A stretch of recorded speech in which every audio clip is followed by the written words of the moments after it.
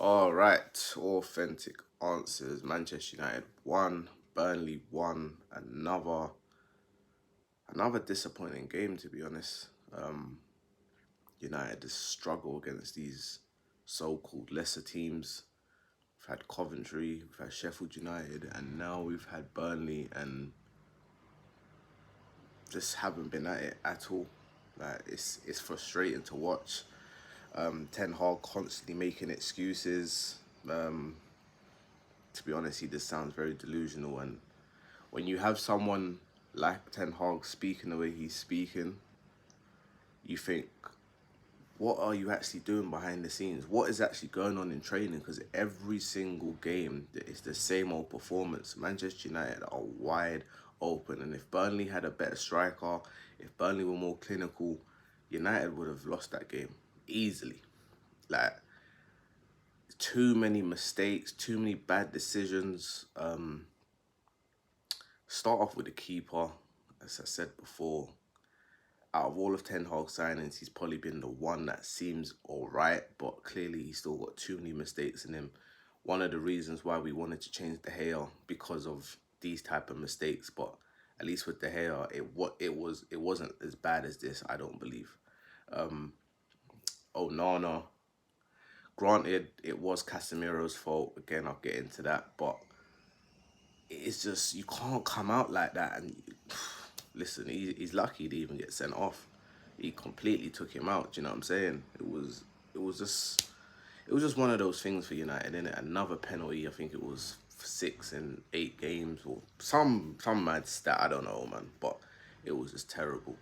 The midfield so open. It's crazy how easy it is to play against Man United, and I'm surprised that a lot of these teams actually don't score more goals against United. Like, it's so easy.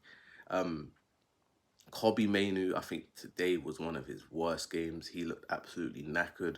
But I also have to be realistic and say, bruv, he's 19 years old, first season. I can't expect him to be the number one person in United's team.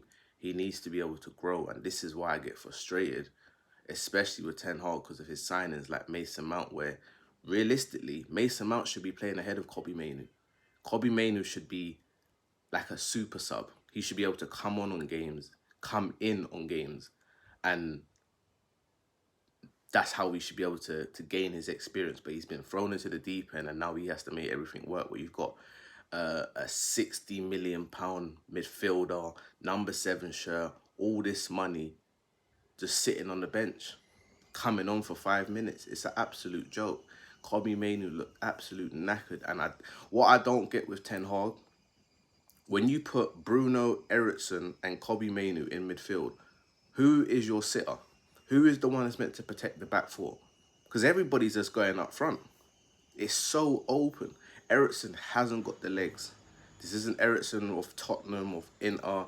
Even the first couple games when he first signed for United, like, his legs are gone. He cannot do it. With a team the way that with a team that Ten Hag wants to play like, with the pressing and energy, you can't play Ericsson. You can't play those type of players. I'm surprised he hasn't played Scott McTominay. It baffled me, just for the simple fact of having energy. And I don't know if he even knows who is meant to be the sitter. We clearly know Bruno's not going to be the sitter because that's not how we play. So Bruno's like your number 10. So out of Kobe Manu and Ericsson, one of them just needs to sit tight. And again, Ericsson has more experience than Kobe Manu, so he should know when to go forward and when not to. And they're just all over the place. At the back, Casemiro, like, some of his decision making sometimes for a proper established player is absolutely a joke. He did cost us the game. He done a silly header. Don't know what kind of header that was that made Onana make the mistake, and then bam, 1-1. Constantly getting people just running past him at ease. There was just no urgency from him at all. Yeah, it just wasn't great, man. And Anthony, you know what? Big up Anthony as well. First, well, I don't know if first goal, but first goal in a long time. Those are the type of performances. Those are the type of things that I want to see from him. I'm not saying it's now going to make him start scoring bare goals, but that's all we want you to do. Just take on a man. You're a forward. Take the man on. Like, just... And that's the thing with United. Most of United goals always come from a mistake. It was crazy because when the subs were happening, I thought Ahmed would have come on for Anthony instead of Hoyland. Hoyland again feeding off scraps. But you know what? I can't wait until next season, man. Like, and hopefully they bring back Greenwood. They let Sancho come back, and that can be the front forwards, man. Greenwood up front, him and Hoyland could battle it out.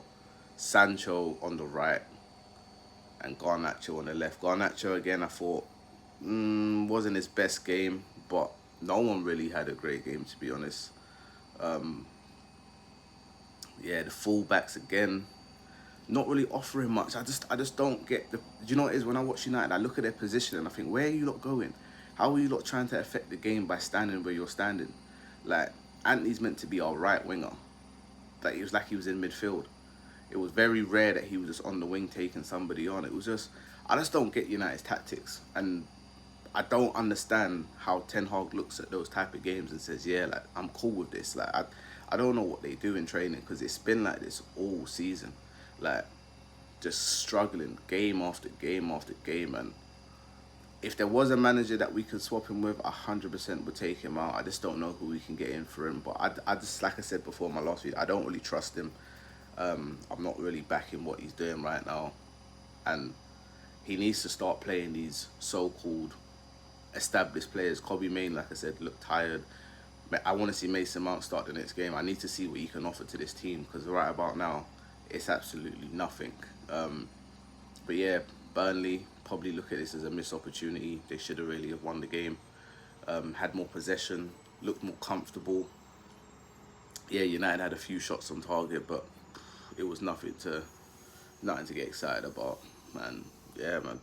Just roll on the next game. Let's get this season over with. I was thinking maybe a nice little revival. Like, if Tottenham was to lose